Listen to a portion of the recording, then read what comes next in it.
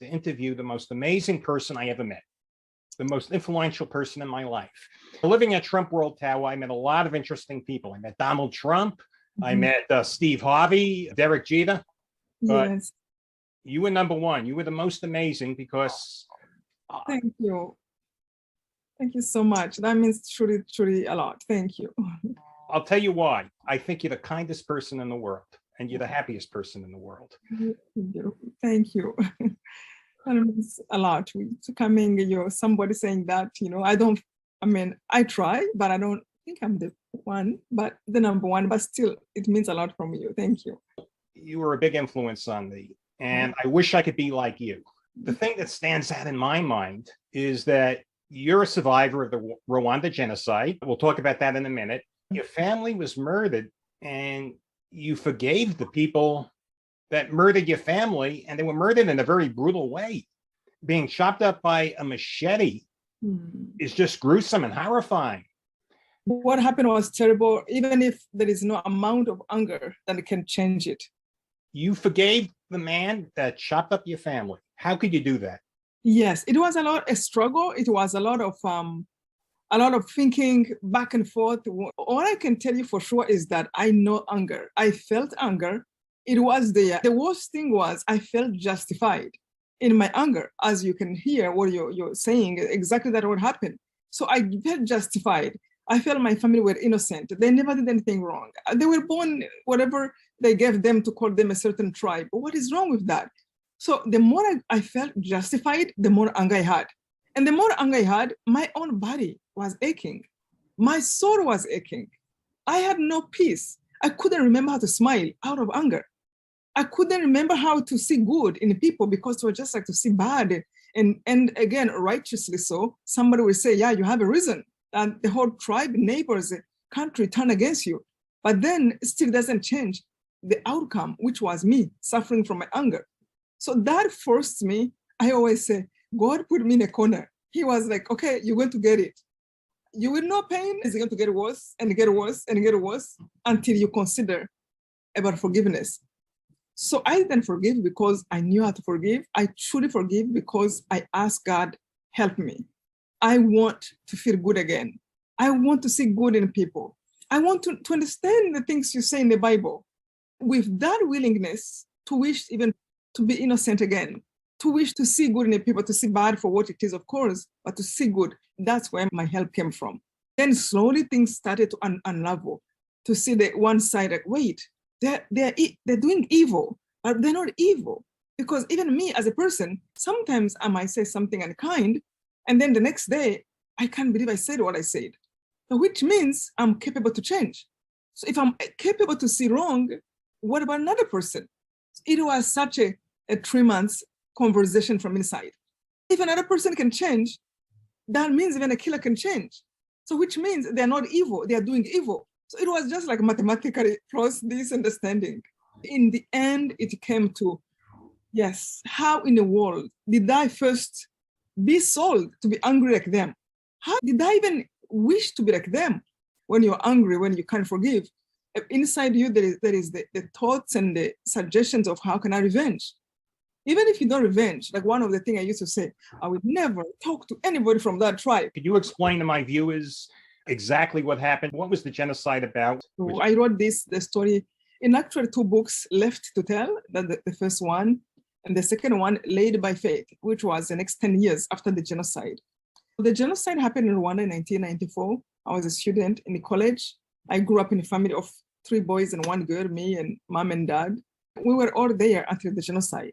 In 1994, we were all, my brother was one brother actually was outside of the country. The other one was just finished his master's degree. The younger one was finishing high school and was in college. I went home for Easter holiday thinking it was going to be just normal, even if I knew something was going on. And then the genocide started on the 7th of April and life never been the same. 3 months later, my family was killed. And my parents asked me to go to hide to a neighbor who was from the other tribe. And he put him in a bathroom of 3 to 4 feet with 7 women. And we spent in that bathroom 3 months. The problem of the genocide, why it happened, in Rwanda, we had 2 main tribes, Tutsi and Hutu. And the tribe that was on power decided to kill everybody from the other tribe. So it was almost like a political parties, the way the tribes were seen in Rwanda. We all look alike, speak the same language, and for some reasons, they said, you belong to this tribe. And if you have a nose that is a little bit this and that, you are Tutsi or Hutu. Then they gave the identity cards. So you kind of fell in that tribe without even knowing how and why. Anyway, those tribes behave a little bit like political parties. Now living in America, I see people understand what it is for people to hate each other just because of political. Yeah. That's the reason why they made a genocide. Sadly, and I have to say this, evil never conquer, ever. Evil will always fall in the end. It might suffer people, cause them pain, but in the end, the right thing will conquer. That's how I see life. So anyway, they caused the genocide, say, let's kill everyone from that tribe, from babies. So during the 3 months I was hiding, with a rosary my father had given me, that's what he gave me when we were separating. And that's what I held on to for 3 months. After those 3 months, they have been looking for us. I went in that bathroom, 115 pounds. I came out 65 pounds. I was bones. So for the 3 months, they were killing every one of my tribe. Wherever they were hiding, those who run to churches, they even destroyed churches. And the leaders of the country, they were on radio saying, well, we are going to live in a paradise because we're eliminating our enemies. And part of me, I'm like, no, it doesn't happen that way. You can't hurt another human being, innocent person, and think that you want to have a good life. It doesn't happen that way. Why? They can't see it because they are blinded. Blinded by what? By hatred, by selfishness, by anger. So you can see it, but they couldn't see that. This was like a madness of the whole government and then the whole people. Many people from the Hutu tribe, but not everyone was bad. Look at the man who hid me, was from the Hutu tribe, because they were only ones who were able to go outside. So he hid me. They came to search for us up to the door. I mean, they came like 8 times in that house. Big. Yeah, where I was hiding, 3x4 feet bathroom. People who were killing, they came to that house like 8 times. Find you. By the grace of God. It was then I started to be really interested in God, like it would truly take him seriously. I remember the time when I said, God, I might not understand everything about you, but I am all yours. I'm going to check everything you say, and I'm going to try to be everything you say until you disappoint me. And to tell the truth, to this day, I don't think God have ever disappointed me. Everything that happened, there's always a way, again, from the Bible, through the Bible, I'm able to understand. So anyway, came outside of the bathroom 3 months later. I found out more than 1 million people of my tribe were killed. It was a very brutal killing. Yeah, grenades. Like they used to put people in a stadium and they would throw grenades and then shoot. Then they would go in for those who were surviving and cut them with machetes. Horrible. I mean, they tortured Tutsis. They used to cut their legs and just come to see if they're dying slowly. It was worst evil that you can. And now, of course, they have lost. How many of your family was killed? 98% of my whole family, including extended family, were killed. Your immediate family, if I remember from your book, was chopped up by a machete. Yes. I mean, that's absolutely horrible. And it was one person who did it? One person, he had a group he put together because he was a man of power. He put a group that was looking for me that went and killed my mom and went and killed my brother. So I made the person who literally hands-on, who had the machete, and I made the person in prison who had the group that were looking for them. I heard them outside of the bathroom, and he was saying, it is only Immaculate we are lacking in the family. He was looking for me because they took everything from my home. They were looking to make sure no one will survive. Another person outside of the bathroom, he said he killed 400 by machete. And he said, I'm looking for Immaculate to make the 400. No, 399. You must have been really scared. It was so scary. So you forgave the man who really was responsible for chopping up your family in a gruesome way. I just can't get over that. If someone did that to my family, I'm going to be honest with you, I'd want to set them on fire slowly. But you forgave them and you're happy. I wish I could be like you. I wish to God I could be like you. I admire you. You're just so kind and you're happy. Again, I believe in God. I believe in the grace of God. I truly think that with forgiveness came the gift of the joy. There's so much division right now in the United States of America.